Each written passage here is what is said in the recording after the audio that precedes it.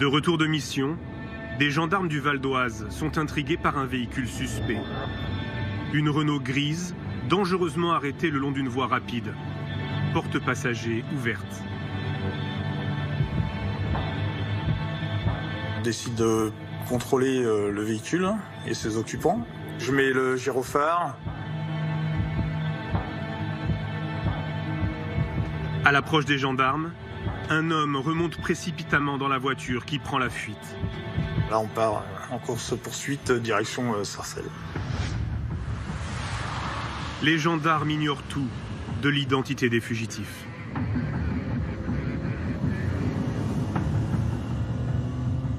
Là, je me dis que j'ai affaire à des gens, oui, qui feront tout pour essayer de nous semer.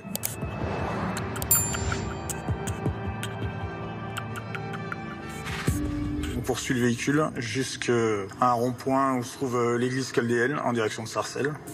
Là, on fait 2 fois le tour. Ils savent pas où ils vont. Je vois le passager qui oriente par des gestes la direction à prendre.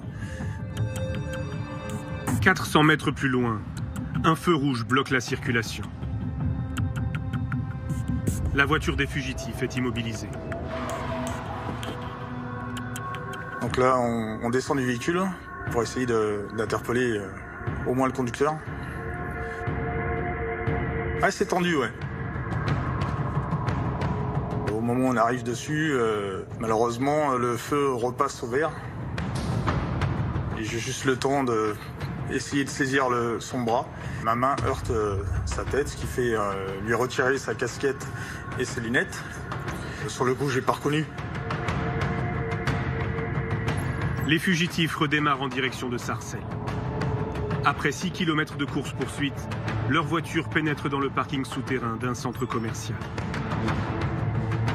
Je suis arrivé au souterrain, j'ai mis mon véhicule en travers pour bloquer l'issue.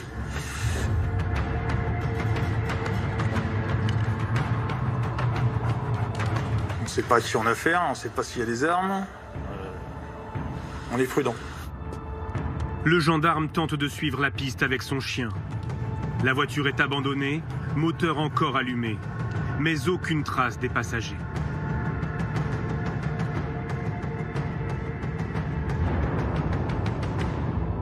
Il faut attendre le soir et l'identification par la vidéosurveillance pour que le gendarme comprenne qu'il a failli arrêter par hasard le fugitif le plus célèbre de France.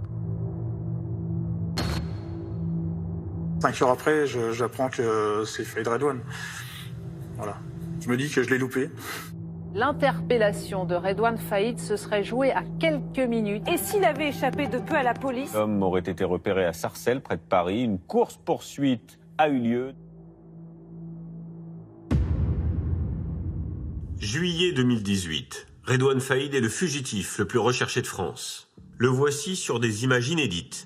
Redouane Faïd, accompagné de son frère Rachid, visiblement très détendu avec les clients de ce café internet à Paris, bien loin de l'image d'un homme en cavale. Pourtant, 12 jours plus tôt, il s'est évadé de prison. Une exfiltration spectaculaire en hélicoptère. Ma réaction, c'est comment c'est possible qu'il s'évade encore, justement. Et je pense au départ spontanément à une blague. Nouvelle évasion du braqueur Redouane Faïd. Redouane Faïd est de nouveau en cavale. Une nouvelle fois, le criminel de 47 ans fait la une des médias. Car depuis 2010, Redouane Faïd est devenu un habitué des plateaux de télévision. Bonjour Redouane Faïd. Bonjour. Merci d'être là. Depuis la parution de son livre, dans lequel il raconte sa vie de braqueur, Faïd se présente comme un repenti. On va tourner la page, et puis maintenant c'est mieux comme ça. Jusqu'à l'attaque ratée d'un fourgon blindé et la mort de la policière municipale Aurélie Fouquet. Soupçonné d'être l'organisateur du braquage, Redouane Faïd retourne en prison. Il s'évade une première fois en 2013. Ils nous disent, faites pas les cow-boys, ça sert à rien pour 1400 €, c'est pas la peine, quoi.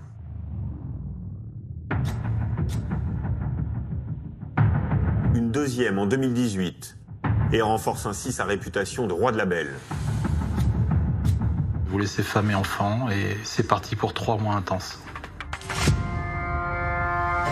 Comment les autorités ont-elles traqué le fugitif?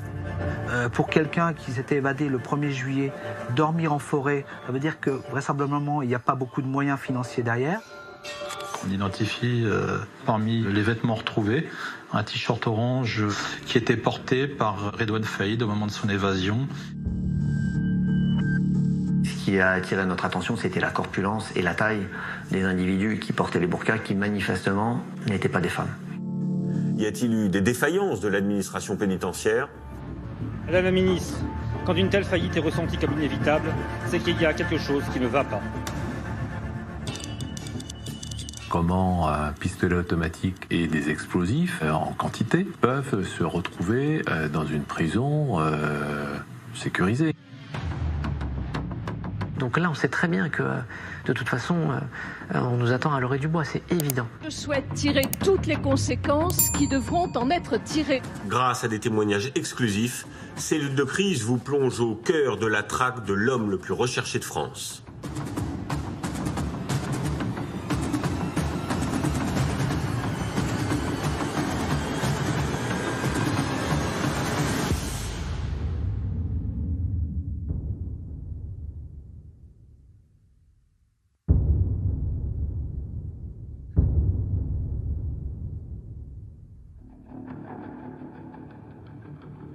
Au cœur de l'hiver 2012, l'administration pénitentiaire organise en urgence le transfert de Redouane Faïd.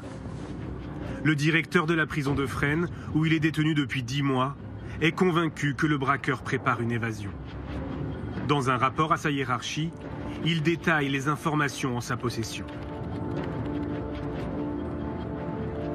Il apparaît que la personne détenue est tentée d'approcher les personnes condamnées pour des faits de terrorisme, afin d'obtenir des informations sur l'introduction de matières explosives. Ces éléments laissent redouter une volonté de l'intéressé de se soustraire à son incarcération par le biais d'une évasion.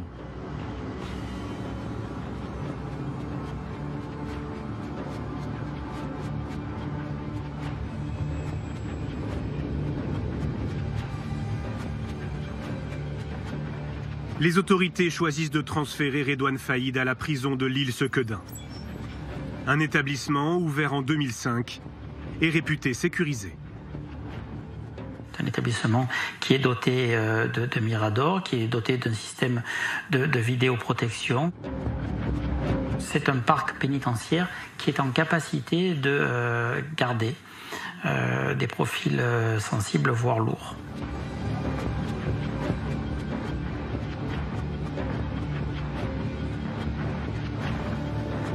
Redouane Faïd est classé détenu particulièrement signalé, un DPS en jargon pénitentiaire. Il est soumis à des conditions de détention renforcées. L'arrivée du braqueur dans la prison ne passe pas inaperçue. Christophe est l'un de ses surveillants à Sequedin. Il parle sans autorisation, l'interview a été reconstituée. Quand un détenu médiatique comme ça arrive sur un bâtiment, comme c'était un gros profil, le plus gros profil qu'on avait, tout le monde allait vers lui. J'ai observé d'ailleurs que tous les autres détenus de Sequedin étaient à ses pieds. Ils étaient sous l'influence de Faïd. Après seulement 1 mois, les surveillants s'alarment. Redouane Faïd prend de l'ascendant sur ses codétenus. Le 25 décembre 2012, un collègue de Christophe rédige une note dans le cahier électronique de liaison. Un logiciel qui recense toutes les observations faites sur les détenus.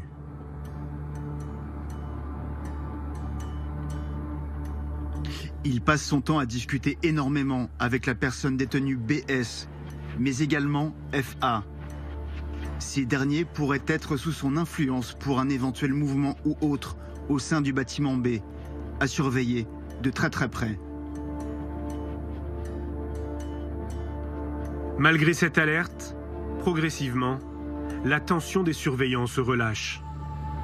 Alain Gégaud est alors directeur régional de l'administration pénitentiaire, en charge notamment de la prison de Sequedin. Faïd Redouane va être extrêmement respectueux avec le personnel, il va faire en sorte de se faire oublier, il n'y aura pas d'incident avec un délinquant comme celui-là. Au départ, c'est sûr que quand il arrive, on est tous un peu à l'affût. Après, au fur et à mesure des mois qui passent, on voit rien et la routine s'installe. Après, peut-être qu'on est un petit peu moins vigilant sur certains points sécuritaires.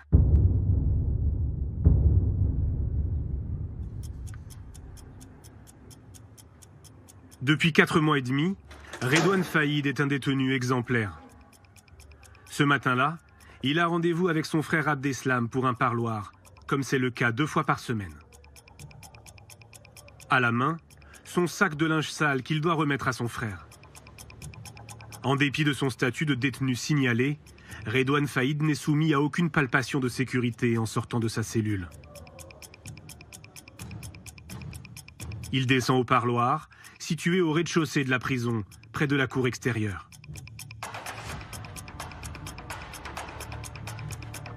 Là, avec d'autres détenus, il attend d'être appelé par les surveillants pour rejoindre son frère dans un box.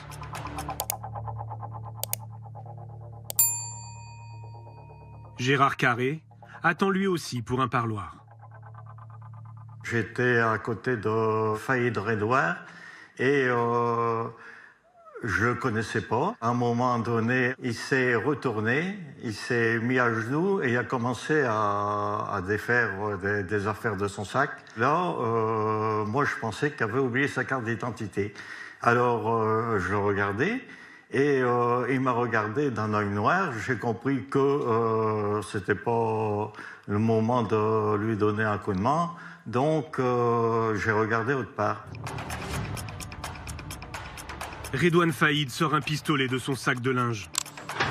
La porte s'est ouverte et lui il s'est précipité. Il a mis, disons, une sorte de bonnet sur sa tête. Et après, bon, j'ai attendu un coup de feu. Redouane Faïd menace une surveillante avec son arme, puis tire en l'air pour prouver qu'elle n'est pas factice.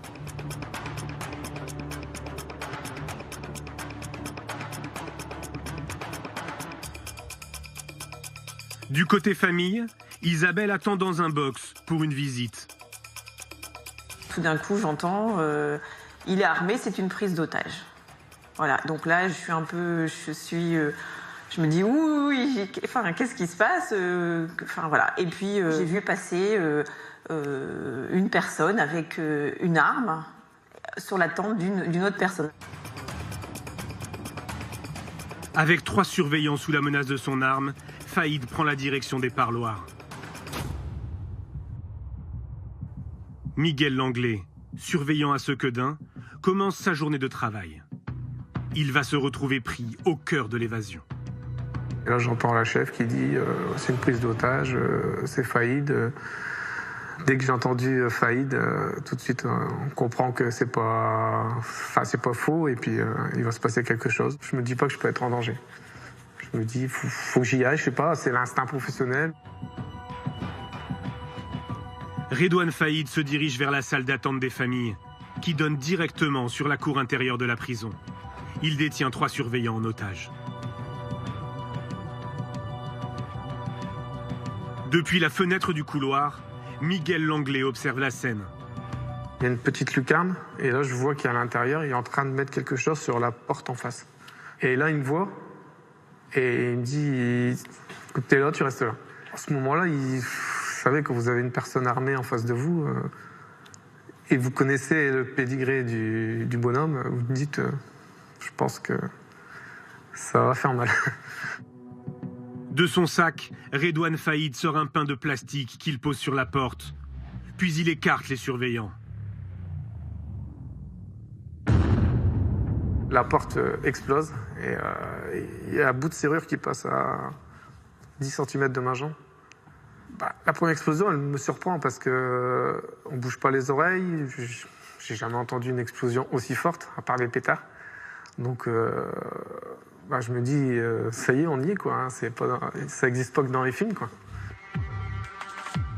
Redouane Faïd se retrouve dans la cour intérieure avec ses 4 otages. Il emprunte le chemin dédié aux familles qui rendent visite aux détenus. Il sait où il doit aller, exactement où il doit aller. On n'a même pas besoin de lui dire voilà, il sait exactement où il doit aller.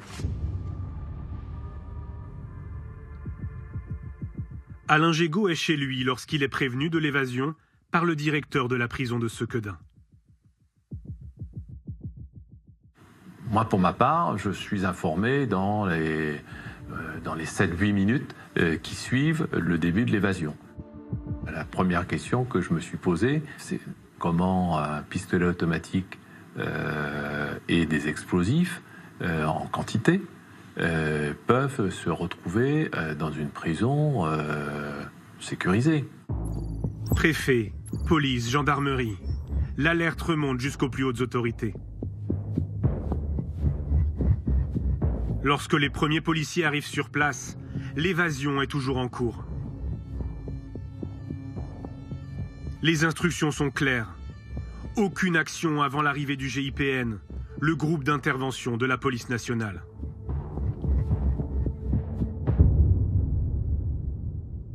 À l'intérieur de la prison, toujours muni de ses pains d'explosifs, Faïd fait sauter une deuxième porte.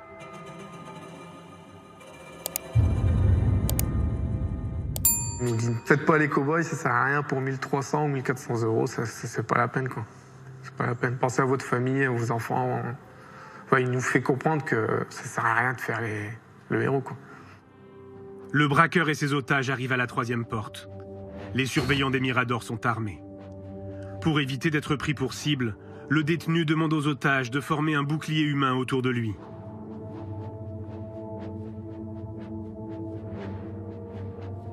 Le pire, on l'imagine toujours dans ces moments-là, mais après, oui, dans ma tête, c'est pourvu qu'il y arrive, pourvu que ça se passe bien, pourvu qu'il n'y ait pas un collègue qui fasse n'importe quoi, pourvu qu'il sorte.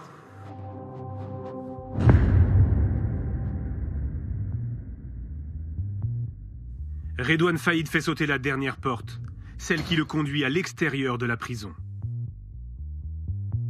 24 minutes se sont écoulées depuis le début de la prise d'otage. Le braqueur se retrouve face aux policiers. Les premiers intervenants sont là. Ils assistent en fait à la fin de l'évasion. Ils se situent à l'extérieur, évidemment, de la maison d'arrêt, et ils voient la dernière porte exploser. Avec la fumée, l'odeur qui se dégage, ils ne peuvent pas agir sans mettre en danger la vie des otages. La numéro 2 de la PJ lilloise est accablée. Ce sont ces équipes qui ont arrêté Faïd en juin 2011. Quand on apprend l'évasion de Faïd Redouane, l'équipe est quelque part en rage. Parce que c'est quand même un camouflet pour la puissance publique qu'un homme de cette dangerosité s'évade d'une prison. Le braqueur et ses otages longent la prison en courant sur 500 mètres, jusqu'à un pont situé sous l'autoroute. Là, un complice attend Faïd dans une voiture.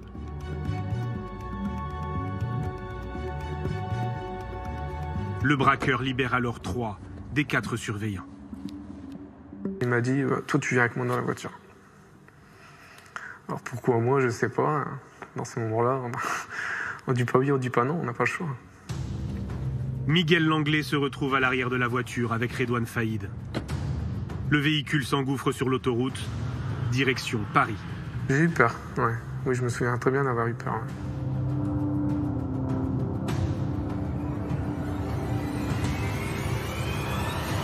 Là, je lui dis, me lâche pas dans une banlieue ou un truc comme ça, parce que en uniforme, ça va pas le faire, quoi. Ça va pas le faire. Et il m'a dit, non, si tu fais pas le cow-boy, je te lâcherai, y a pas de souci. Quelques minutes plus tard, la Renault s'arrête sur la bande d'arrêt d'urgence. Miguel Langlais est relâché.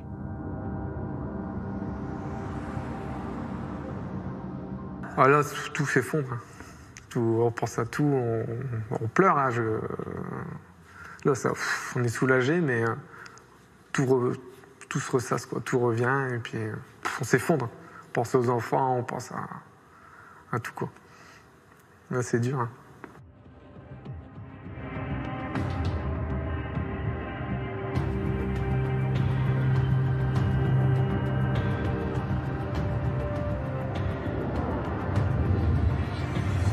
Le véhicule de Redouane Faïd et son complice sera retrouvé à 6 km de là, sur la commune de Ronchin. Brûlé. C'est là qu'on perd la trace du braqueur.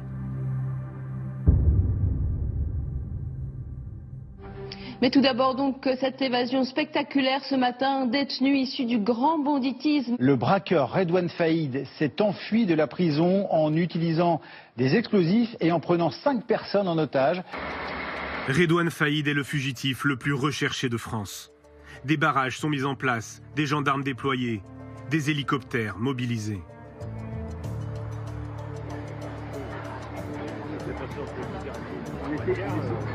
On a encore quelques espoirs de récupérer dans les minutes ou dans les heures qui suivent, c'est une course contre la montre, le fugitif. Les hommes de la police judiciaire de Lille sont les premiers mobilisés. Mais la traque s'étend à tout le pays. À Nanterre, l'Office central de lutte contre la criminalité organisée est mobilisé lui aussi. 130 policiers spécialisés dans le grand banditisme. Frédéric Douady est alors le patron de la Brigade nationale de recherche et d'intervention. La BRI est le bras armé des enquêteurs. Dans les premières heures, il peut se trouver dans un gîte à 10 minutes de la maison d'arrêt de Sequedin, comme avoir pris un avion à Bruxelles et être parti à l'autre bout du monde. Les policiers s'intéressent à tous les membres de son entourage qui ont la capacité de l'aider pour une évasion et une cavale. Vincent est le chef d'enquête. Il souhaite préserver son anonymat pour son travail de terrain. On va fonctionner par système de cercle. D'abord, l'environnement proche, famille, femme, enfant, puis la famille, puis les cercles professionnels ou criminels. Ce qu'on travaille évidemment dans ce genre de cas, c'est les parloirs. Et c'est la raison pour laquelle, dès la matinée, sont placés en garde à vue les 2 individus qui avaient des parloirs réguliers avec Faïd Redouane, un de ses frères aînés, Abdeslam, et un de ses neveux. La piste familiale ne donne rien. Abdeslam Faïd, le frère de Redouane qui l'attendait au parloir, est rapidement mis hors de cause. Des centaines de policiers sont à l'heure qu'il est aux trousses de Redouane Faïd depuis son... Cette traque a une particularité qui change la donne. Elle est suivie en direct par les médias. L'homme désormais le plus recherché de France laisse derrière lui... Cette notoriété le dessert un peu en fin de compte, parce qu'à ce moment-là, d'une enquête normale, vous passez à une enquête extraordinaire. Donc derrière, vous aurez, je dirais, tous des services de police qui vont être mobilisés qu'à ça, et certainement en nombre supérieur à ce qui aurait été si ça n'avait pas été Redouane Faïd. Donc sa priorité, ça va être de rester dissimulé, ça va être de passer sous les écrans radars.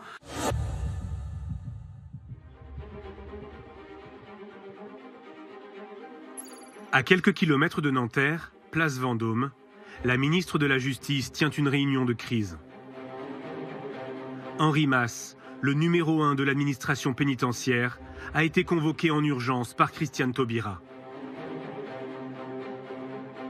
Elle est comme tout ministre dont un des services a été pris en défaut par un événement brutalité, par une crise, si vous voulez. Donc elle nous demande de lui fournir des éléments d'explication. Qui autour de lui a pu l'aider? Il y a quels sont ses antécédents? Donc quel est son niveau de dangerosité? Bon, pour les forces de police et de gendarmerie, quelle est sa détermination? Où est-ce qu'il a pu aller? Pour Christiane Taubira, l'évasion de Redouane Faïd tombe mal. La ministre de la Justice planche depuis plusieurs mois sur une vaste réforme pénale qui défend des peines alternatives à la prison. Ses détracteurs l'accusent de laxisme et l'évasion à coups d'explosifs d'un détenu comme Faïd leur donne du grain à moudre. Et puis elle décide d'aller à Lille, ce que nous faisons immédiatement ensemble.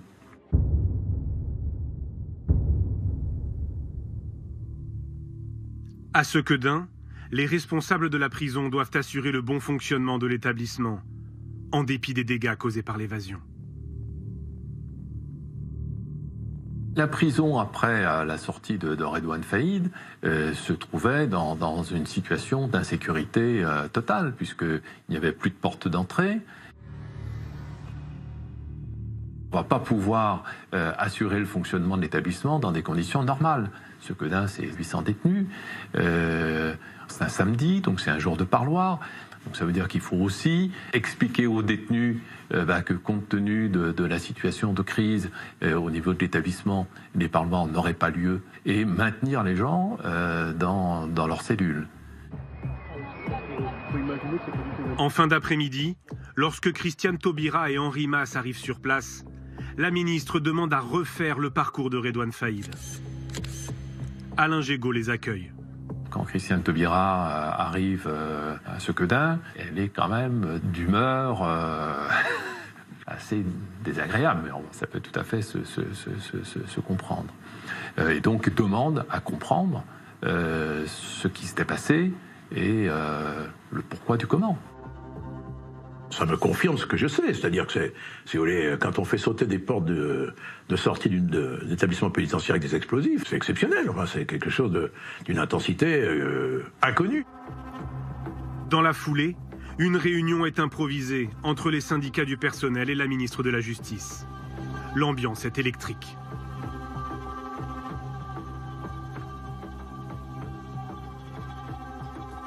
Stéphane Le Serre, représentant local des surveillants, est sur place depuis le matin. C'est un genre de défouloir où on vit de nos sacs, quoi. On lui dit que c'était prévisible parce qu'on avait alerté à plusieurs reprises l'administration par des courriers, par des tracts, de vive voix. Et on avait toujours dit que la maison d'arrêt de Sequedin, les parloirs, c'était une zone sensible. Prise à partie par les syndicats, Christiane Taubira menace de quitter la salle. La Réunion est forcément dans un climat de tension, puisque nous venons de vivre ensemble tous un moment extrêmement dur, et surtout les personnels eux-mêmes. Alors, ils sont partie prenante dans cette affaire exceptionnelle. Donc on prend acte de ce qui vient de passer, et on partage avec eux la difficulté de ce qu'on vit, avec une tension évidente. Les syndicats de surveillants organisent des blocages dans tout le pays. L'évasion mine le terrain de la réforme voulue par la ministre. Elle va devoir lancer en priorité un plan de sécurisation des prisons.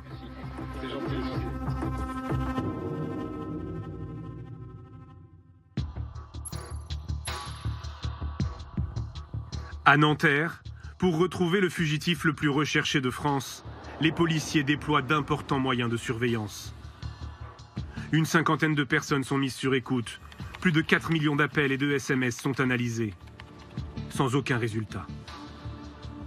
On a une constante, c'est-à-dire des fausses informations diffusées par ses proches ou par lui-même, aux fins d'orienter les enquêteurs sur l'étranger. On nous annonce Faïd Redouane aussi en Algérie.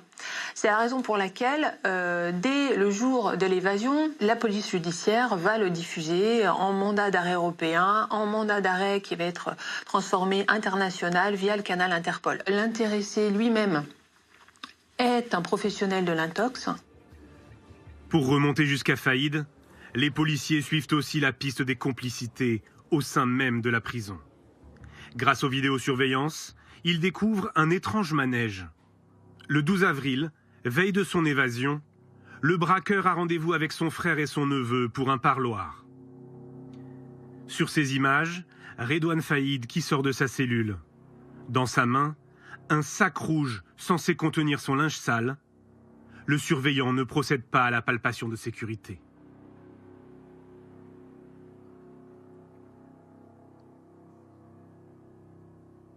Faïd salue des détenus, puis entre dans le local d'entretien dont l'accès lui est normalement interdit.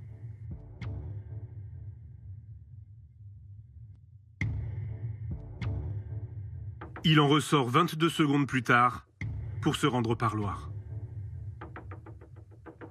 Qu'a-t-il fait ou déposé dans ce local-là?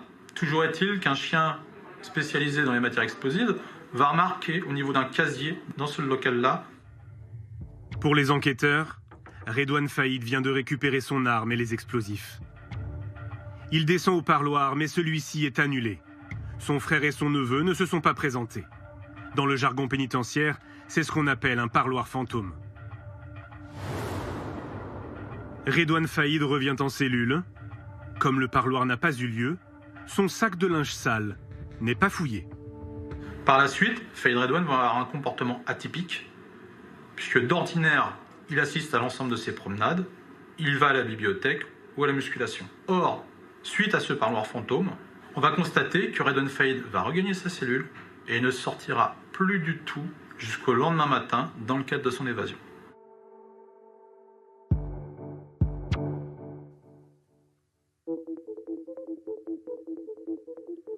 Les policiers placent en garde à vue le surveillant présent ce matin-là. Confronté aux images de vidéosurveillance, il reconnaît des erreurs. Vous me demandez pourquoi je ne suis pas intervenu. Sur la palpation, je reconnais, je ne l'ai pas fait parce que j'y ai pas pensé. Sa présence dans le local d'entretien, je n'ai pas fait gaffe qu'il est entré dans cette pièce. Ça aurait dû m'interpeller. J'aurais dû m'en rendre compte. Comment expliquez-vous cette succession d'anomalies? La routine. Erreur de ma part. Ce qui est incroyable, c'est que le gardien n'ait rien vu. On a l'impression qu'il est totalement berné par Redouane Faïd. Il n'y a pas que les surveillants pénitentiaires qui se sont laissés berner par Redouane Faïd. La hiérarchie, elle aussi. En fait, 2 jours avant l'évasion, une commission DPS s'est réunie. Elle devait statuer sur Redouane Faïd. Alors, dans cette commission, il y a le procureur, les services de police, les services de gendarmerie et bien sûr la direction de la prison. Et à aucun moment, un risque d'évasion de Redouane Faïd n'a été évoqué. Est-ce que depuis l'administration a reconnu ses erreurs? Alors, elle a reconnu des fautes individuelles, mais elle n'admet officiellement aucune défaillance de l'institution. Écoutez le directeur régional de l'époque, Alain Gégaud. Le type, il est seul en cellule. Sa cellule fait l'objet de contrôles réguliers. Il est pris en charge quand il y a des mouvements à l'intérieur de la prison, quand il sort. Qu'est-ce que vous voulez faire de plus par rapport à la prise en charge d'un détenu ? Ça, c'est pour la théorie, mais dans les faits, des défaillances, oui, il y en a eu. En fait, Redouane Faïd était soumis à un régime de détention plus strict. Sa cellule devait faire l'objet de contrôles et de fouilles réguliers. Il devait lui aussi systématiquement être soumis à des palpations de sécurité en sortant de cellule ou en revenant de Paloire. Et ça, ce n'était pas toujours fait. Mais ça ne suffit pas en fait à expliquer l'évasion et les policiers restent persuadés que si une arme et des explosifs ont pu rentrer dans la prison, c'est grâce à une complicité interne.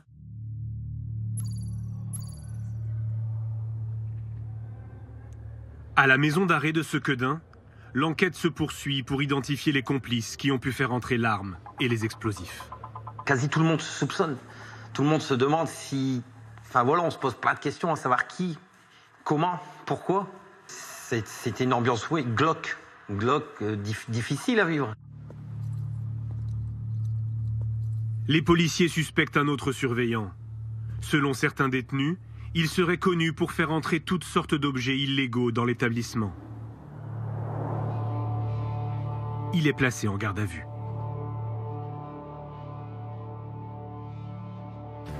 Réfléchissez bien.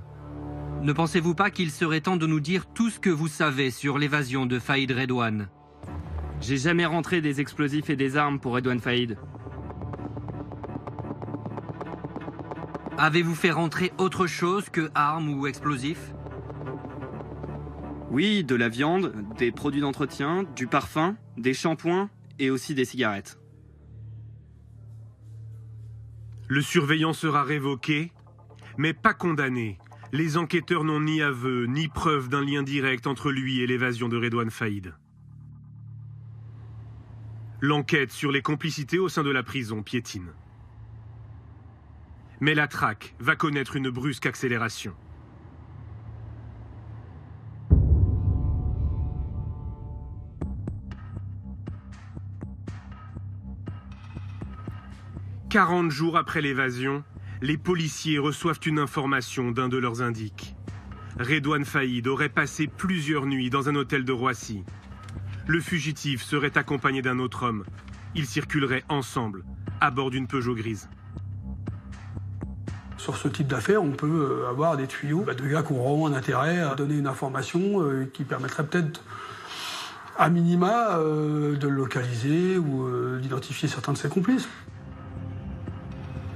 Ab initio, on ne sait pas si l'information elle est bonne, elle est mauvaise. Donc on va l'exploiter en allant récupérer dans tous les hôtels du secteur de Roissy, il y en a quelques-uns, les bandes vidéo, les parkings, les vidéos qui sont dans les hôtels en question. Image par image, les policiers épluchent des centaines d'heures de vidéos d'hôtels et de parkings. Un détail inattendu attire leur attention. Un des opérateurs de la BNRF va constater le comportement suspect d'un individu sortant la tête de l'habitacle pour insérer son moyen de paiement au niveau de la barrière. Sauf que lorsqu'il va remettre sa tête dans l'habitacle, apparemment, il est muni d'un postiche puisque la perruque va bouger. Donc c'est à partir de ce moment-là qu'on pense avoir Redouane Faïd. Pour la première fois depuis l'évasion, après 6 semaines de traque, les enquêteurs tiennent enfin une piste solide. À votre avis, on est content ou on n'est pas content? Évidemment qu'on est content. Entre le moment où on exploite ta vidéo et le moment où on se dit que c'est lui, il n'y est plus. D'accord, il n'est plus à l'hôtel, hein. Il ne nous attend pas, pieds et poings liés, en se demandant pourquoi on met autant de temps à venir le chercher. Donc, ça veut dire qu'on a, oui, on avance, on a un fil à tirer.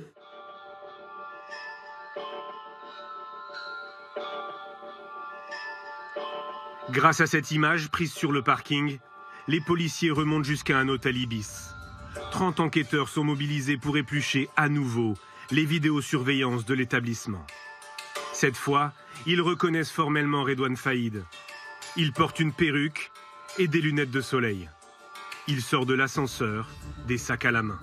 Sur une autre vidéo, les policiers le voient entrer dans l'hôtel, accompagné d'un homme.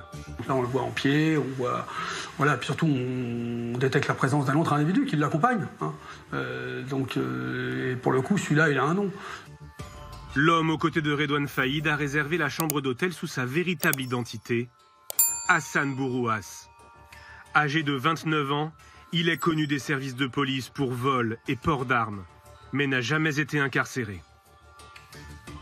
Il a le profil parfait pour Redouane Faïd. C'est quelqu'un qui ne laisse pas de traces. On n'arrivera pas à lui remonter de ligne téléphonique. Et d'ailleurs, c'est une commande de Redouane Faïd pour avoir ce type d'individu à ses côtés. C'est un loup solitaire. Les critères demandés par Redouane Faïd, c'était quelqu'un qui n'allait pas lui amener la police, quelqu'un qui n'était pas recherché.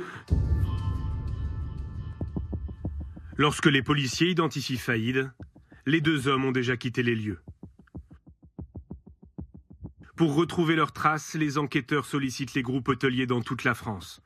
Ont-ils une réservation au nom d'Hassan Bourouas?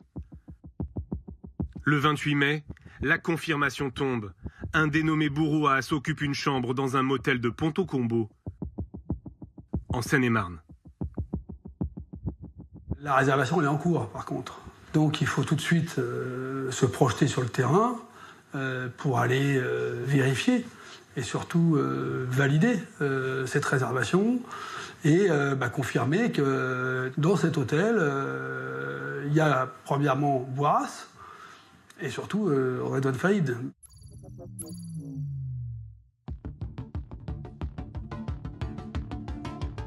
Un important dispositif de surveillance est mis en place. Une trentaine de policiers planquent dans des voitures sur le parking. Ils se font passer pour des clients ou du personnel de l'hôtel. Ils guettent le retour de Redouane Faïd et d'Hassan Bourouas. À 22h40, les 2 hommes regagnent leur chambre. Leur présence sur place est confirmée par des policiers en civil.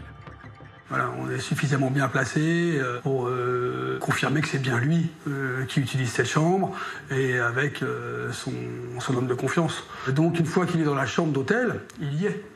Donc il ne leur sortira pas. La BRI nationale demande des renforts au PJ de Versailles et de Lille. Une centaine de policiers est sur place. Légalement, la police ne peut pénétrer dans un appartement avant 6 h du matin. Mais dans les affaires de grand banditisme ou de terrorisme, les juges autorisent des assauts au milieu de la nuit. Le feu vert tombe par email à 00h45.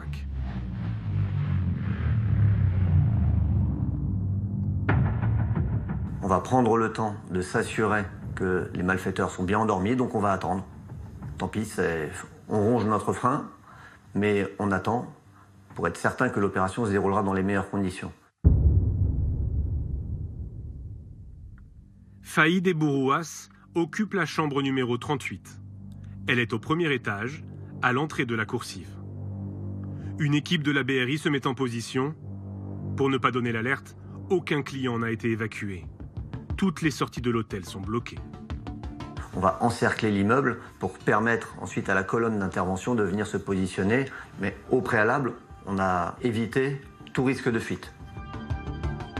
Donc Donc quand on est appelé sur ce genre d'événement, on a forcément une petite appréhension. C'est one shot, hein. C'est pas, on n'a pas le droit à un coup d'essai et puis on ne peut pas se reprendre si jamais on a loupé. Non, il faut être sûr notre coup, quoi. Après 46 jours de traque, la BRI donne l'assaut. La progression est annoncée par la colonne, qu'elle monte dans les escaliers, qu'elle s'approche de la porte, qu'elle va pénétrer dans les lieux. Bon, évidemment, il y a le top interpellation qui est annoncé au moment où la porte est ouverte. On a quelques secondes de silence et puis l'annonce du résultat de l'opération. Objectif serré, interpellé, et c'est surtout sans incident. L'opération a duré quelques secondes. Aucun coup de feu n'a été tiré. Redouane Faïd n'oppose aucune résistance. Il a vite compris qu'il ne pouvait pas jouer. Il sait qu'il ne pourra pas s'échapper. La différence d'individus qui pourraient être radicalisés, de malfaiteurs jusqu'aux boutistes, on sait que Redouane, s'il a une porte de sortie, il va essayer de l'utiliser. S'il y a un petit trou de souris, il va vouloir le prendre. Mais là, il ne peut pas. Donc, comme il n'a pas envie de mourir, il ne fait rien.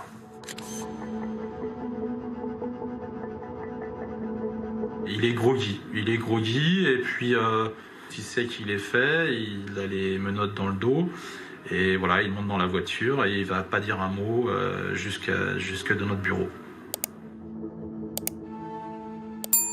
C'est l'info du jour, l'arrestation de Redouane Faïd. La cavale est terminée pour l'ennemi public numéro 1. Interpellé dans la chambre d'un hôtel, Redouane Faïd qui était grimé puisqu'il portait une perruque et une barbe. Sous très haute surveillance, Redouane Faïd est transféré au palais de justice de Lille. Face au juge, il ne livrera jamais le nom de ses complices.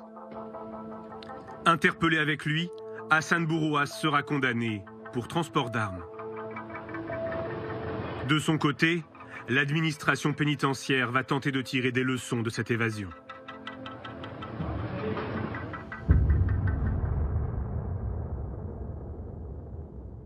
Vous découvrez les images de la garde des Sceaux, la ministre de la Justice. C'est tout de même assez exceptionnel de voir Madame Taubira entrer à l'instant dans le studio d'Europe 1 pour répondre dans quelques minutes aux questions de Jean-Pierre Elkabbach dans ce drôle de décor, Maxime. Pendant 6 jours, Christiane Taubira ne s'exprime pas publiquement sur l'arrestation. Puis elle choisit la prison même où Redouane Faïd est incarcéré pour une interview exclusive sur son nouveau plan de sécurisation des prisons. Xavier Yvon. Depuis Robert Badinter en 1976 à Fresnes, aucun ministre de la Justice n'avait accepté de faire une émission en direct d'une prison. Vous lancez, Christiane Taubira, un plan pour renforcer la sécurité dans les prisons. 33 millions d'euros seront consacrés à de nouvelles technologies de surveillance. Est-ce qu'une nouvelle évasion de Redouane Faïd, qui est ici à Fleury-Mérogis et qui écoute peut-être s'il a une radio, ou d'autres détenus, deviendra impossible? Je ne fonctionne pas aux faits divers et je n'établis pas un plan de sécurité de 33 millions d'euros sur la base de l'évasion d'un individu. Et ce plan gouvernemental annoncé, on l'a vu, à grand renfort de communication, qu'est-ce qu'il va changer? Eh bien, plusieurs dizaines de millions d'euros vont être investis pour empêcher que des objets rentrent illégalement en prison. Ce sont par exemple des portiques, comme on peut en voir dans les aéroports, ou bien des filets pour empêcher que des objets soient projetés par-dessus les murs. Et c'est efficace? Apparemment non, puisqu'à Condé-sur-Sarthe, il y a quelques semaines, la compagne d'un détenu a fait entrer illégalement un couteau en céramique avec lequel 2 surveillants ont été agressés. Ce plan, il vient aussi renforcer les mesures de sécurité encadrant les DPS, les détenus particulièrement signalés.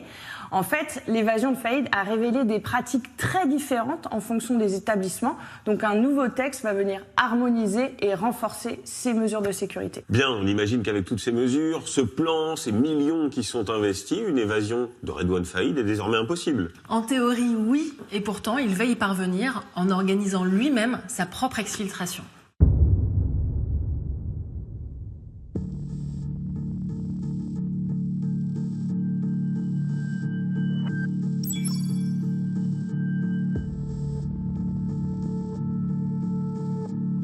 Le centre pénitentiaire sud-francilien, à Réau.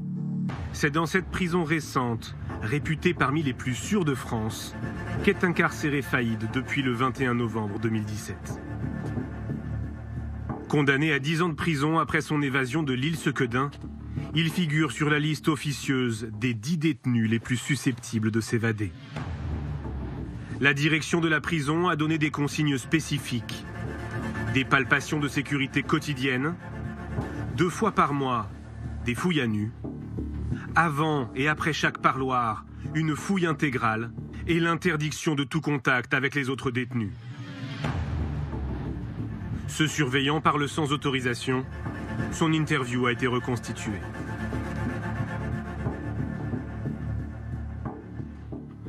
Quand il allait au téléphone, tout son secteur était bloqué. C'était le seul détenu que j'ai vu en France pour qui on bloquait même le personnel. On le bloque, on bloque tout le monde. Il passe avec 2 surveillants et un gradé du quartier d'isolement, comme une star. Il est starifié. Tout le monde le regarde. C'est-à-dire que pour lui, la prison tourne plus pendant 20 à 30 minutes. Mais ces mesures ne vont pas suffire. Dès le début, les surveillants s'inquiètent de son comportement. Redouane Faïd, il scanne les lieux. On a l'impression qu'il mesure chaque centimètre carré et il maîtrise son espace.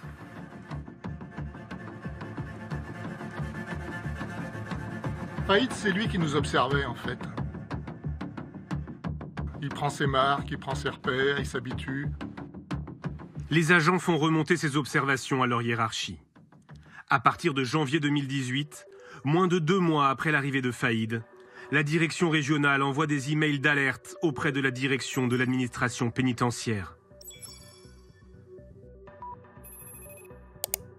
La direction régionale de Paris réitère la demande de transfert en urgence, par mesure de sécurité et surtout pour éviter un incident très grave. Pendant 6 mois, des messages toujours plus alarmistes réclament le départ de Faïd de la prison de Réau, sans réponse de la direction centrale.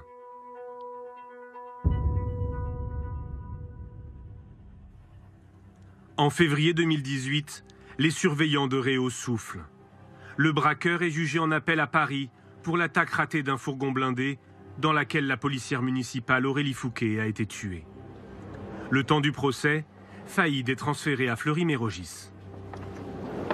À l'issue de ce procès, des peines seront prononcées à l'identique, peut-être plus. Voilà, après, nous, ce que nous aurions souhaité sont des aveux, mais je pense que nous ne les obtiendrons pas. Redouane Faïd est condamné à 25 ans de prison pour association de malfaiteurs. Il se pourvoit en cassation.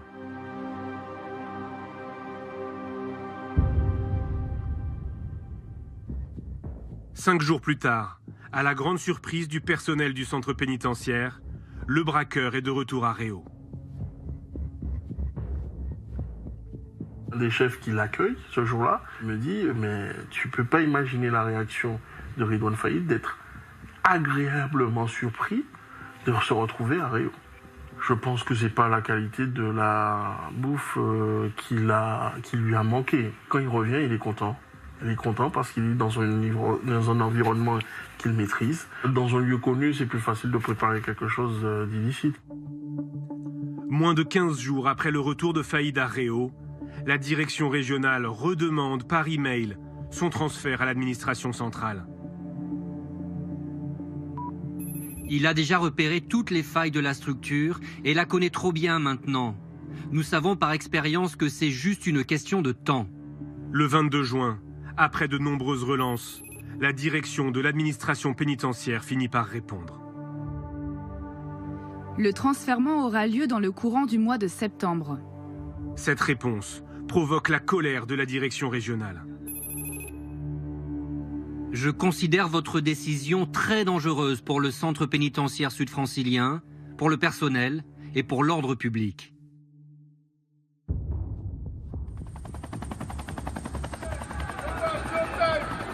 Le 1er juillet 2018, 9 jours après cet email, Redouane Faïd s'évade une deuxième fois.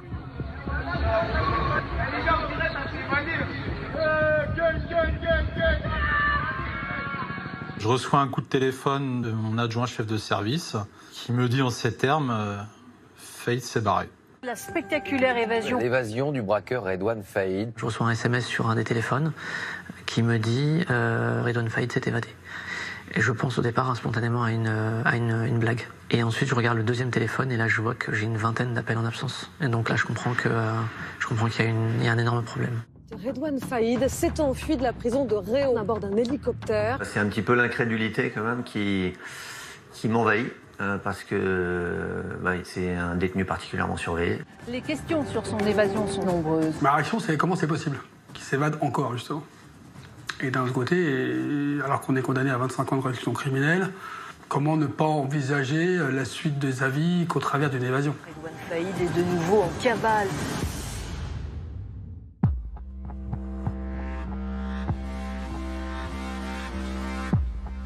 « 1750 policiers et gendarmes sont mobilisés, une nouvelle fois. Mais les opérations de contrôle ne donnent rien. Aux côtés de la PJ de Versailles, l'Office central de lutte contre la criminalité organisée repart sur les traces du fugitif que ses équipes avaient interpellé 5 ans plus tôt. Le 1er juillet, c'est un dimanche, veille de grand départ en vacances. C'est quelque part une des périodes les plus délicates de l'année, tout simplement. Si ce n'est qu'en police judiciaire, on a une capacité à mobiliser très rapidement des gens. Rapidement, on a toute la brigade qui est dépêchée sur place, tous les enquêteurs qui sont disponibles, qui d'initiative vont aller travailler. Au bas mot, on est entre 80 et 100 enquêteurs de police judiciaire qui rapidement sont envoyés, dépêchés sur les différentes scènes de crime. Et voilà, c'est reparti. Donc, direction le service, vous laissez femmes et enfants, et c'est parti pour 3 mois intenses. Place Vendôme, le cabinet de la ministre Nicole Belloubet est submergé par de fausses rumeurs. Youssef Badr, le porte-parole du ministère, doit les désamorcer. J'ai des médias qui m'appellent pour me dire il s'est évadé avec plusieurs détenus, et donc il serait pas parti seul, avec d'autres DPS et tout ça. Donc du coup, j'essaie de vérifier ces éléments-là, en fait, au départ. C'est déjà ce qui va être dit, que les prisons sont des passoires, qu'il y a une espèce de laxisme ou qu'il y a une espèce de laisser-aller, qu'on va probablement aussi s'en prendre aux surveillants en évoquant des éventuelles complicités internes et tout ça. Donc là, on sait très bien que, de toute façon, on nous attend à l'orée du bois, c'est évident.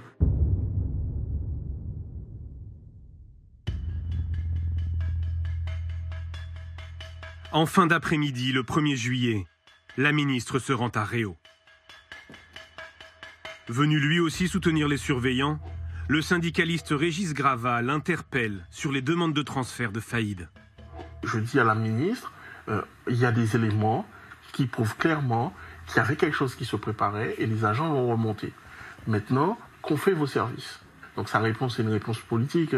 Si on pouvait vraiment prévoir avec certitude, où elle dit qu'elle acquiesce, mais à mi-mot, et elle est super gênée par ça. Devant les journalistes, Nicole Belloubet ne met pas en avant la question des transferts, mais confirme une faille dans la sécurité de la prison. Nous avons là un commando qui sans doute avait repéré les lieux par le biais de drones. L'enquête judiciaire qui est en cours le dira certainement, et qui a donc conduit à cette évasion tout à fait spectaculaire en permettant à un hélicoptère de se poser sur la seule cour de la prison qui n'était pas couverte par des filins de sécurité. En fait, la première faille qui est identifiée, c'est ça. Et la première question que se pose la ministre, c'est de se dire pourquoi il n'y a pas de filin anti-hélicoptère dans la cour d'honneur. On découvre juste qu'en 2011, lorsque l'établissement est livré, en fait, les filins anti-hélicoptères sont prévus dans le cahier des charges. Donc ils sont prévus sur la cour d'honneur. On ne saura jamais parce qu'on n'y était pas, mais on ne saura jamais pourquoi ils n'ont pas été installés. La garde des Sceaux livrera l'explication 2 mois plus tard, devant une commission de l'Assemblée nationale. Elle est plutôt embarrassante pour l'administration pénitentiaire. Ils n'ont pas été posés à la demande de l'administration pénitentiaire. Il a en effet été considéré à l'époque que cette cour d'honneur était un lieu où les détenus ne circulaient pas. Un détenu ne naît dans la cour d'honneur qu'au moment où il rentre dans la prison et où il en sort, ou pour les extractions. Ça n'était à l'époque pas perçu comme un risque. Dès les premières heures, les policiers analysent les appels de tous les téléphones mobiles à proximité des zones traversées par le commando. Ils repèrent 5 téléphones actifs pendant l'évasion. Ils n'émettront plus aucun signal par la suite. Ces téléphones sont ceux des complices de Faïd. Leurs déplacements permettent de reconstituer l'organisation très minutieuse de l'exfiltration. Les policiers espèrent ainsi remonter jusqu'aux fugitifs.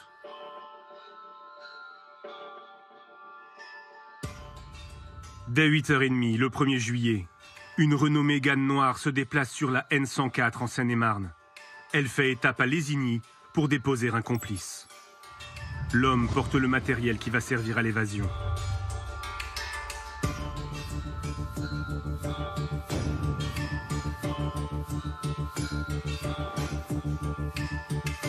La voiture dépose ensuite les 2 autres complices près de l'aérodrome de Lognes. Se présentant comme un père et son fils, les 2 hommes prétendent venir pour un vol d'initiation. Ils insistent pour voler en Alouette, un vieil appareil capable de transporter 4 passagers, en plus du pilote.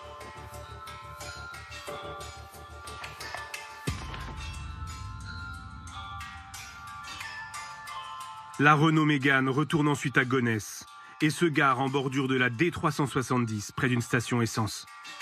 C'est là que l'hélicoptère déposera Redouane Faïd et les membres du commando, après l'évasion.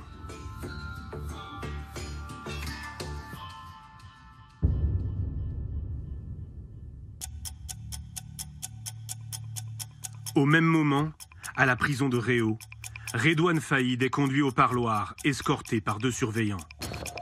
Il est vêtu d'un t-shirt orange, détail qui va avoir son importance.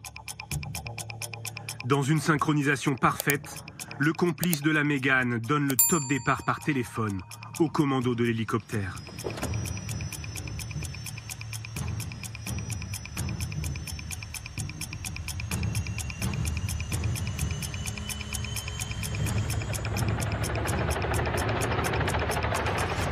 L'appareil détourné se pose à Lésigny. Le 3e complice monte à bord. Dans son sac, une disqueuse, des cagoules, des brassards de police et des armes.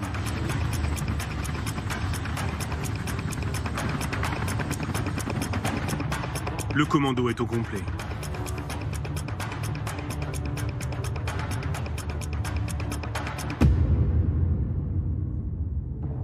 À 11h18, l'hélicoptère arrive au-dessus de la prison de Réau.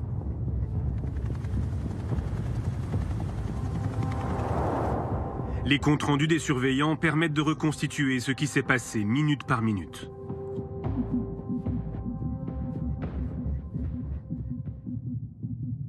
À 11h18, au poste central d'information, une surveillante est alertée par un son inhabituel. J'ai entendu le bruit assourdissant semblable à celui d'un hélicoptère venant du haut. Un premier individu est descendu du côté droit. Il était vêtu d'une combinaison foncée noire. Un second individu est descendu du côté gauche.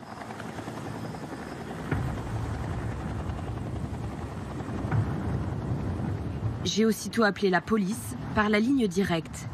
Celle-ci était en dérangement. À la porte d'entrée de la prison, le surveillant-chef tente lui aussi de contacter la police. Sans succès.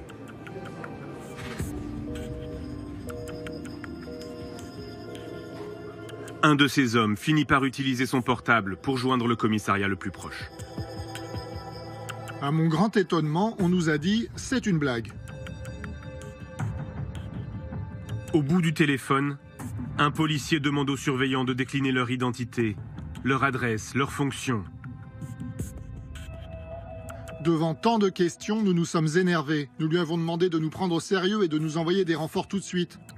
Il nous a dit de nous calmer car il suivait la procédure et nous a reposé les mêmes questions.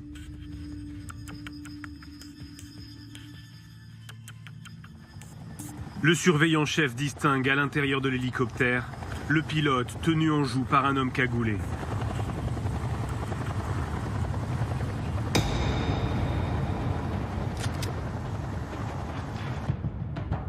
Les 2 autres membres du commando entrent dans la prison en découpant une porte réservée aux forces d'intervention.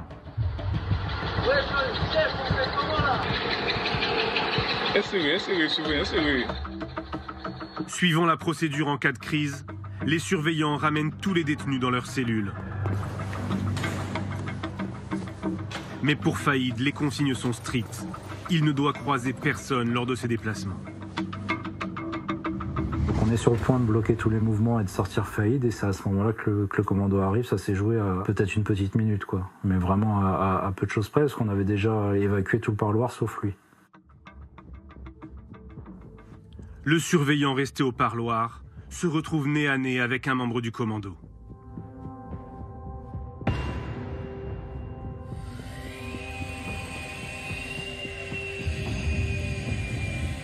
J'aperçois un individu cagoulé avec un brassard police qui coupe le pêne de la cabine. Cet individu ne m'a pas vu durant sa manipulation.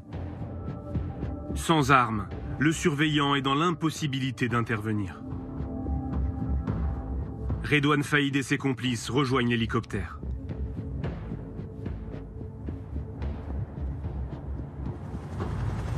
À 11h28, ils quittent la prison. L'exfiltration a duré moins de 10 minutes.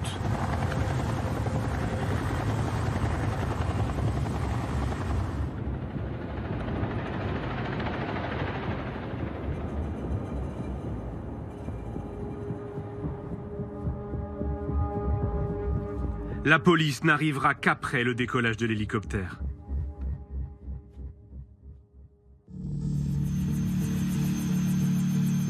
Dans sa fuite, le commando multiplie les manœuvres pour brouiller les pistes.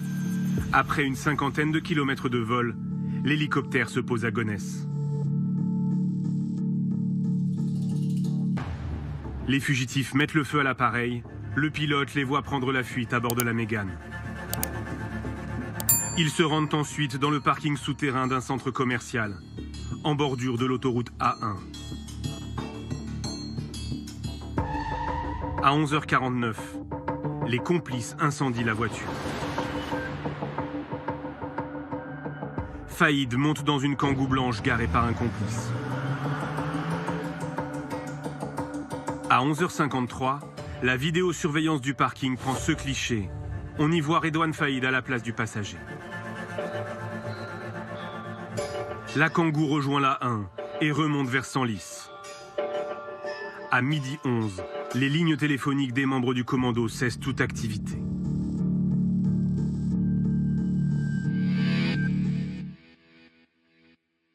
Le premier réflexe, c'est de se dire qu'on a affaire à des malfaiteurs d'envergure, à des gens, pour le coup, dont c'est le métier, qui n'en sont pas à leur coup d'essai, qui sont peut-être entraînés, qui ont même pu répéter cette opération. On n'est pas face à des amateurs.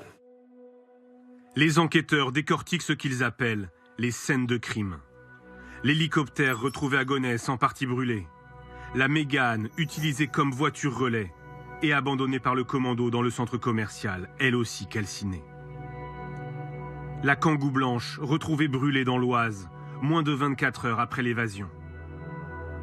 L'ensemble de l'opération a été mené en moins de 5 heures.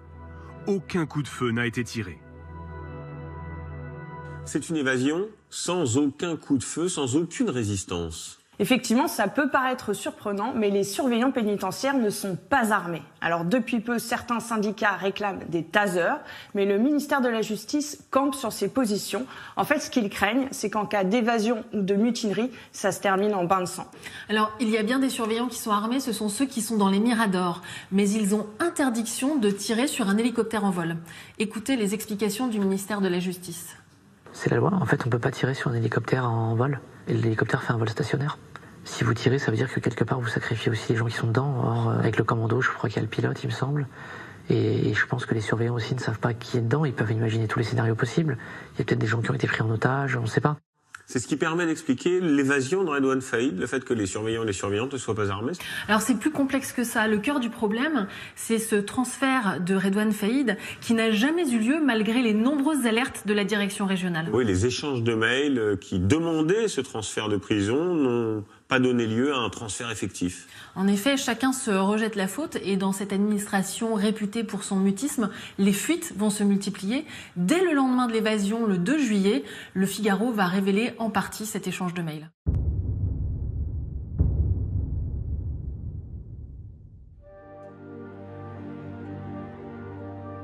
Dans ces mails, les services pénitentiaires avaient demandé son transfèrement rapide au vu de sa menace sérieuse de passage à l'acte. Là, vous avez des échanges de mails qui sortent dans la presse, où tout le monde se tourne vers nous pour nous dire attendez, regardez, on nous avait alerté, on vous avait informé, et vous n'avez rien fait.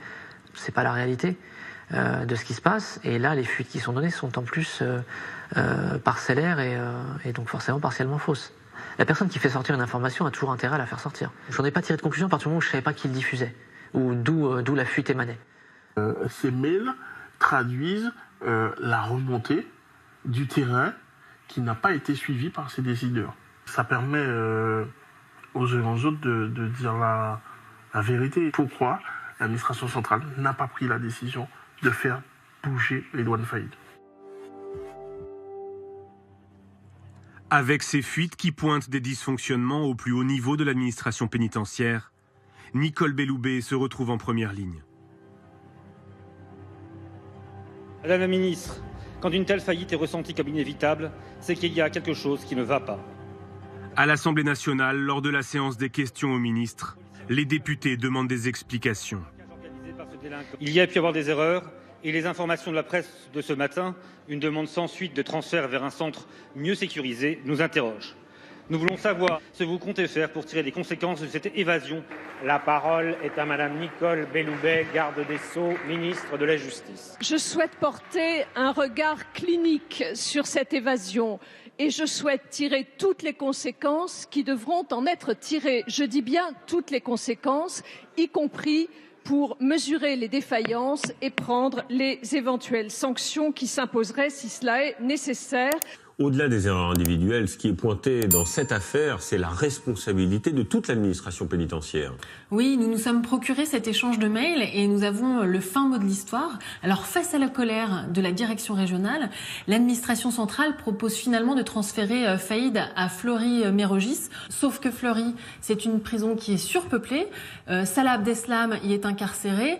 Elle a été ébranlée par le suicide de détenus, mais aussi de surveillants. Et surtout, Faïd la connaît déjà. Donc c'est l'impasse et aucune solution alternative n'est proposée. Alors cette question des transferts, elle va être le révélateur de sérieux dysfonctionnements au sein de l'administration. Et Nicole Belloubet, la ministre de la Justice, va bien être obligée de les reconnaître. Écoutez-la.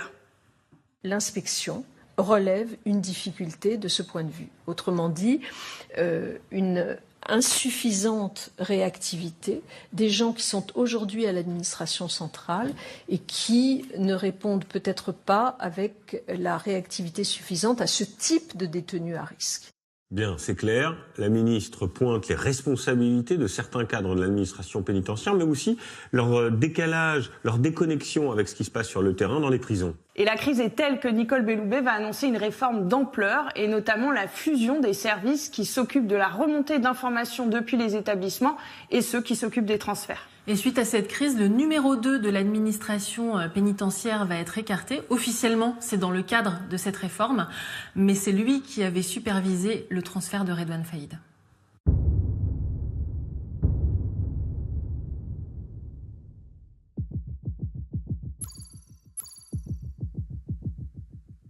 Pendant que le ministère de la Justice fait face à la polémique, à Nanterre, le numéro 2 de la police judiciaire se plie à l'exercice d'une conférence de presse. Je ne suis pas habilité à vous parler du fond de l'affaire, évidemment. Philippe Vérony s'exprime rarement sur une enquête en cours. Mais la police veut montrer que la traque de Faïd est une priorité. Les premières constatations laissent à penser que le commando était composé d'environ 4 ou 5 personnes. Non identifiées, je m'empresse de le dire évidemment. En fait, un premier membre du commando est sur le point d'être identifié. Rapidement, les enquêteurs abandonnent la piste de complicité dans le grand banditisme. Selon eux, le fugitif Faïd attire trop la lumière.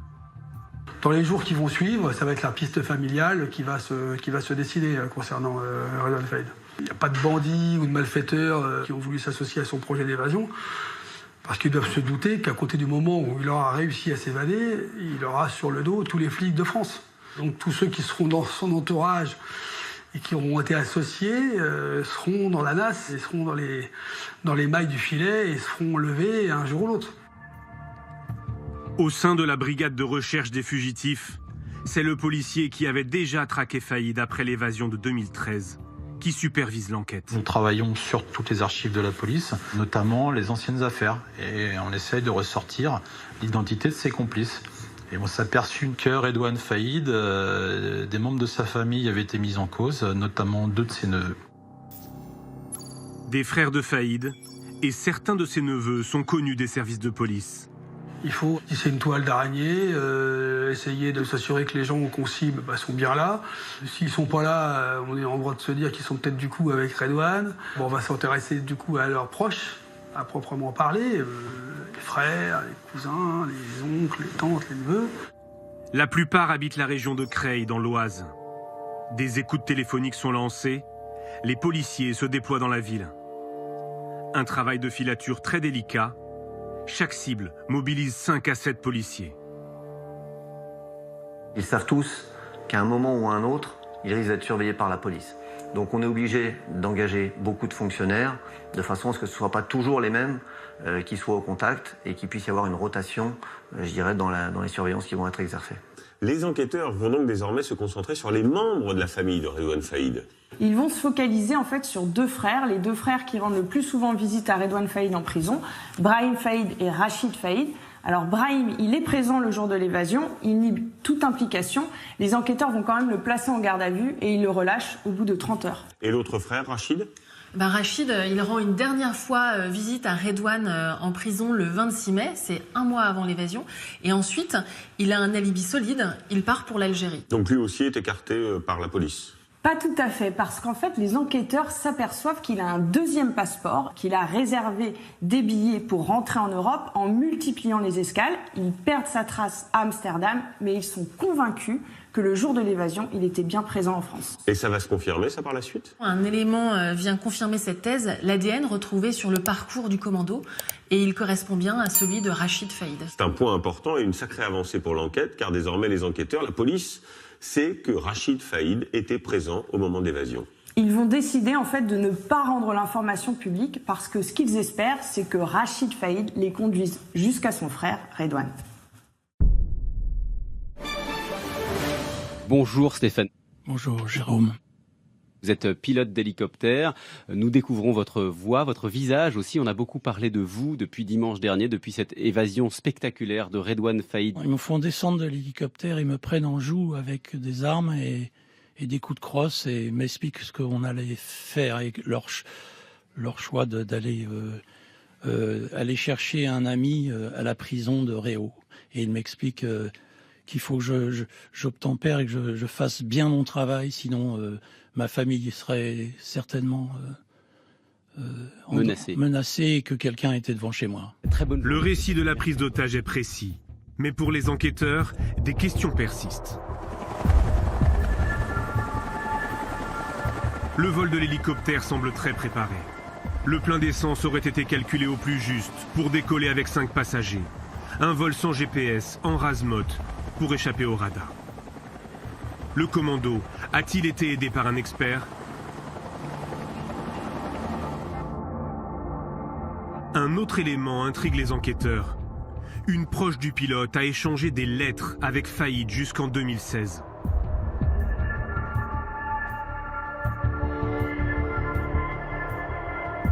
Neuf mois plus tard, le pilote et 2 de ses proches seront placés en garde à vue. Mais visiblement, aucun élément ne prouve une implication dans l'évasion. Aucune charge n'est retenue. Ils sont tous relâchés.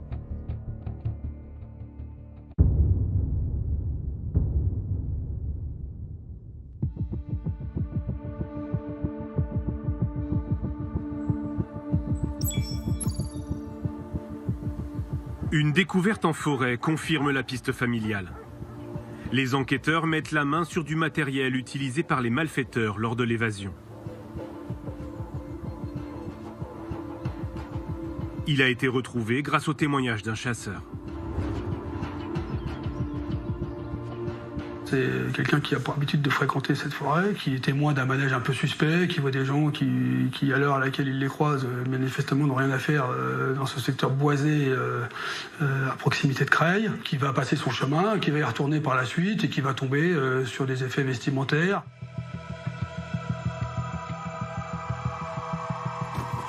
On identifie parmi les vêtements retrouvés un t-shirt orange qui était porté par Redouane Faïd au moment de son évasion.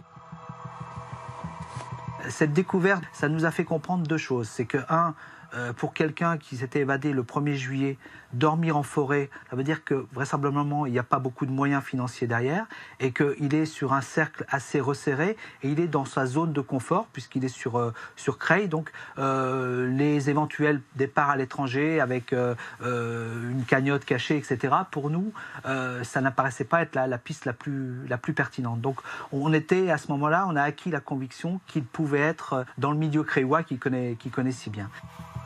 Sur place, les policiers retrouvent surtout des armes. 2 fusils d'assaut et des gilets pare-balles. Des éléments qui les inquiètent. Les armes, de manière générale, vous en débarrassez, vous les détruisez, comme les véhicules. La disqueuse thermique aurait dû subir le même sort, parce que vous pouvez laisser des éléments d'ADN sur ces armes, sur ces objets. Donc on est surpris. Mais ça laisse sous-entendre le passage à l'acte vers un nouveau projet criminel, un futur casse, un centre fort, une bijouterie, une banque, un fourgon blindé. Et donc ça nous met une pression supplémentaire. Le chasseur qui a trouvé les armes identifie l'un des hommes croisés dans la forêt. Il s'agit d'un neveu de Faïd, Isaac. Le témoignage confirme les complicités familiales, mais toujours aucune trace du fugitif. Un autre coup de chance va faire progresser l'enquête.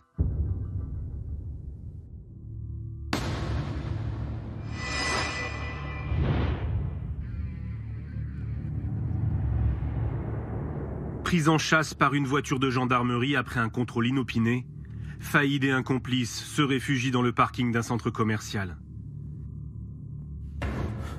Ils parviennent à prendre la fuite à pied.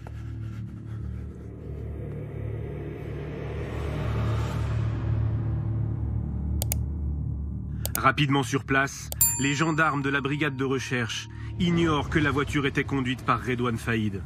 Ils pensent avoir affaire à des cambrioleurs.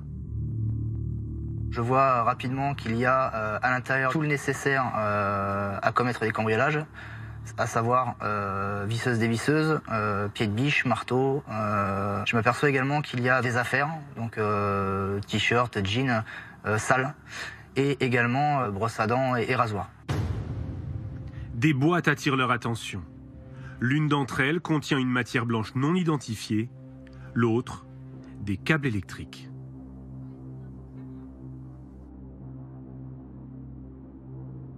Et là, mon collègue me dit immédiatement, oh là là, attention, on dirait de l'explosif. Comme j'ai pas de formation en explosif, la crainte que j'ai à cet instant T, c'est que effectivement, que ça vienne exploser et qu'on dénombre pas mal de morts, étant donné qu'au-dessus du parking, on a quand même une salle de sport qui est bondée. On est au mois de juillet, donc il fait relativement chaud. Donc ouais, moi ma crainte à ce moment-là, c'est effectivement que la matière se dégrade et qu'elle vienne exploser. C'est la capitaine Marie Lenéillon qui lance l'évacuation. On est une trentaine de gendarmes qui arrivent quasi dans les 15 à 20 minutes. Donc on commence à faire un gel vraiment des lieux, à pousser les personnes. Et peu de temps après, je sais que la commissaire de Sarcelles arrive aussi avec un maximum de renforts. Et là, on a pu vraiment s'organiser pour vraiment interdire l'accès dans un rayon de 300 mètres, 400 mètres aux personnes, faire évacuer le McDonald's, faire évacuer la salle de sport. Le soir même, les 2 fugitifs sont formellement identifiés sur les images de vidéosurveillance. On y voit Redouane Faïd, la main dans un sac où il cache probablement une arme. Et derrière lui, son frère Rachid. C'est une histoire incroyable, une course-poursuite un peu par hasard qui va se terminer donc par l'évacuation de ce centre commercial. Oui, et le plus fou, c'est que si les mèches sont authentiques, les explosifs sont des faux, du simple mastic. Alors une hypothèse consiste à penser que Faïd voulait remonter un braquage. Redouane Faïd n'a donc pas les moyens de se procurer de véritables explosifs, du vrai matériel ? En fait, Redouane Faïd, il est seul, isolé, et une cavale, ça coûte très cher. Surtout quand on est un bandit connu comme lui, les tarifs, par exemple, pour de faux papiers, ça grimpe vite. Donc il cherche par tous les moyens à se procurer de l'argent. Il envisage, par exemple, de remonter sur un braquage. L'autre élément très important, c'est que dans la voiture, les enquêteurs retrouvent des papiers qui leur permettent de remonter à un cybercafé en plein cœur de Paris. Le passage de Redouane Faïd dans ce cybercafé a été filmé par la vidéosurveillance. Nous nous sommes procuré les images. Elles n'ont jamais été diffusées. Regardez. 12 jours après l'évasion, Redouane Faïd et son frère plaisantent dans un cybercafé parisien. C'est ici qu'ils ont acheté, sur Internet, la Laguna Grise, prise en chasse par les gendarmes à Sarcelles. On voit quelqu'un qui a l'air plutôt serein, hein, qui fait des courses comme vous ou moi, sans être particulièrement stressé.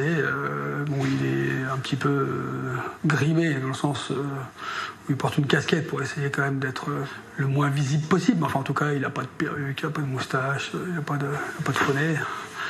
Donc, mais quelqu'un qui est relativement zen. Voilà. On ne peut pas rester terré au fond d'un igloo.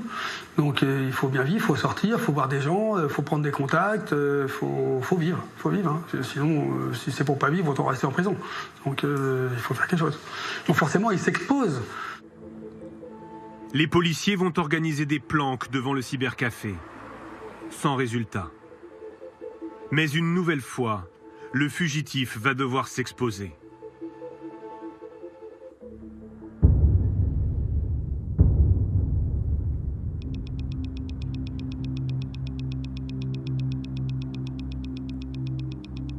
Des unités de la BRI se déploient dans la forêt de Creil. Grâce à des écoutes et des surveillances, les enquêteurs ont compris qu'un rendez-vous est organisé entre un neveu de Faïd et un réseau lié au grand banditisme. Les policiers espèrent qu'il va déboucher sur une rencontre avec Faïd, qui recherche des soutiens logistiques ou financiers. Le neveu prend son interlocuteur en selle,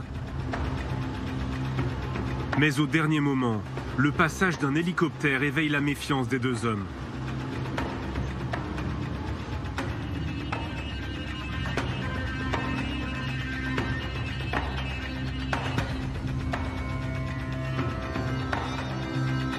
Le rendez-vous n'aura pas lieu. Le neveu fait demi-tour. Les policiers le laissent partir. Il est leur seul lien avec Faïd. Est-ce qu'on en sait plus aujourd'hui sur ce fameux rendez-vous secret ? En fait, cette information, elle n'était jamais sortie parce qu'on se trouve en pleine zone grise, celle des indiques, des informateurs de la police, et les enquêteurs veulent en dire le moins possible, tout simplement parce qu'en fait, les bandits étudient leurs méthodes pour mieux les déjouer ensuite. Et après ce rendez-vous, que devient le neveu ?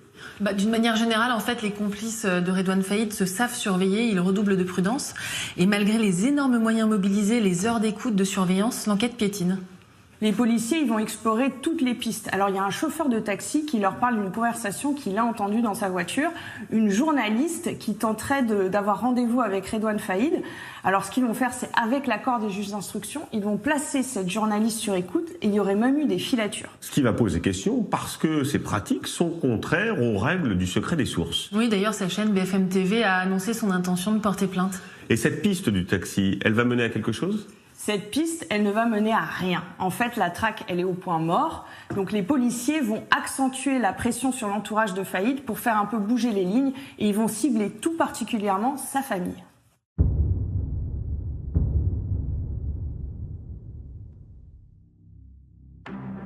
Le 5 septembre, une vague de perquisitions est lancée en Île-de-France et dans l'Oise.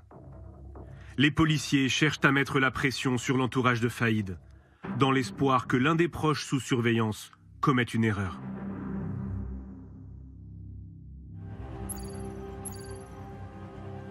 Au lendemain de cette opération, le premier flic de France rend public la principale piste suivie par les enquêteurs. Gérard Collomb, ministre de l'Intérieur et des Relations avec les cultes, bonjour. Bonjour. Perquisition, opération de police dans l'Oise, hier dans plusieurs villes, Creil, Méru, Compiègne. On pense qu'il est effectivement réfugié dans sa proximité, dans les lieux qu'il connaît bien, où il a un certain nombre de parents, d'amis, et donc c'est là que les policiers cherchent pour pouvoir l'arrêter. La déclaration ne facilite pas le travail des policiers, qui ont déjà des difficultés à se dissimuler à Creil. C'est une petite ville, tout le monde se connaît, une petite ville dans laquelle il y a plusieurs quartiers difficiles, dans lesquels y rester longtemps est quasiment impossible. Si on reste trop longtemps dans ce genre de quartier, on est détecté, ce qui pourrait mettre à mal l'intégralité de l'enquête. À Creil, la BRI continue les planques et les filatures. Fin septembre, le changement de comportement d'un neveu de Redouane Faïd intrigue les policiers. Au gré de la surveillance d'un des membres de la famille, on s'aperçoit qu'il a des déplacements qui ne sont pas forcément très cohérents par rapport à ce qu'on peut penser de son activité quotidienne, qui consistait d'ailleurs à rester majoritairement dans sa cité.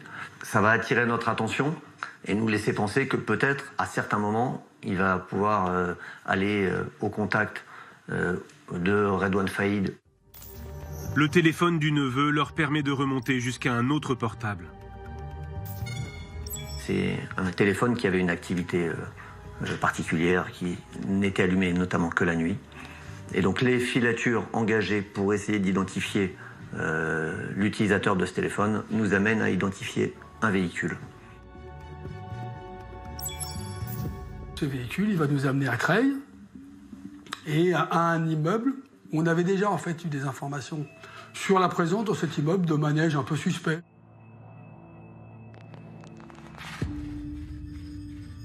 Les policiers s'intéressent à l'une des habitantes de l'immeuble. Le jour, elle a une activité normale, mais ses sorties nocturnes sont plus inhabituelles. Elle est en contact avec 2 personnes en niqab qui sortent de son immeuble et montent à bord de sa voiture. Des tenues peu courantes dans ce quartier de Creil. On va utiliser à la fois des moyens humains et techniques pour surveiller cette adresse. Et on va revoir de temps à autre ce binôme et effectivement constater que la personne sous le niqab est assez grande, a du mal à se déplacer et qu'il y a de grandes chances pour qu'effectivement ce soit un homme. Difficile de les suivre dans les rues désertes. La BRI mobilise une 50aine de policiers pour mettre en place ce qu'elle appelle un jalonnement. Les gens de la BRI sont des gens qui sont complètement rompus à ces techniques et qui, plutôt que de partir en voiture derrière une cible, préfèrent plutôt occuper le terrain, jalonner, occuper la carte et sur les grands axes et permettre de signaler des passages plutôt que d'être derrière, j'allais dire à la queue leu-leu, ou à 1h ou 2h du matin avec les phares, ça peut être très délicat. Au cours de la 3e nuit, l'utilisatrice du véhicule va déposer les individus à un autre véhicule.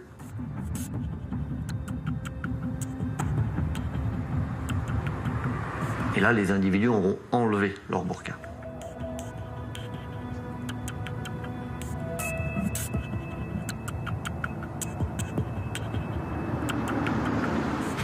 Ils sont extrêmement méfiants. Donc ça nous conforte dans l'idée que ces individus sont à minima des gens recherchés et particulièrement aguerris. Les enquêteurs tentent d'établir que l'un des 2 suspects est bien Redouane Faïd. Mais ils leur donnent du fil à retordre.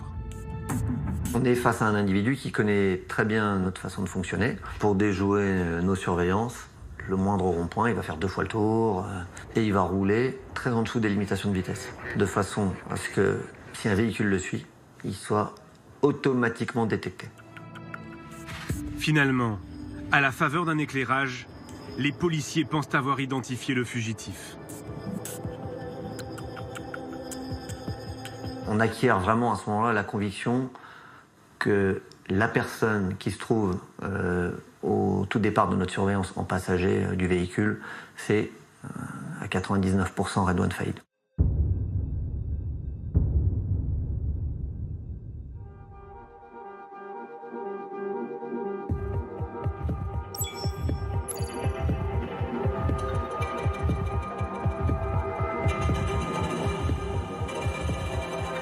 L'assaut est donné après 93 jours de traque.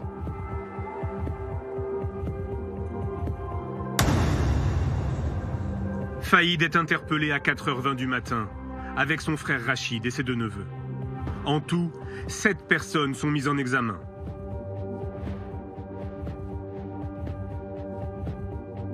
Comme en 2013 et la fin de sa première cavale, le chef d'enquête est sur les lieux. Il me reconnaît, hein, je le vois dans son visage. Il est assis menotté, mis à disposition par les groupes d'intervention. On a des armes retrouvées à proximité de lui. Il est hagard, voilà. Il sait que c'est perdu. Puis tout de suite, voilà, le naturel revient au galop et il va nous demander qui l'a balancé. Assez rapidement, il va se mettre à parler, presque à sourire, quoi. Voilà, parce qu'il sait que, je pense qu'il a déjà en tête le 3e projet. Redouane Faïd retourne en prison. Une cellule l'attend dans le centre de haute sécurité de Vendin-le-Vieil. Les mesures d'isolement sont encore renforcées. Pour cette nouvelle évasion, Faïd risque jusqu'à 20 ans de prison.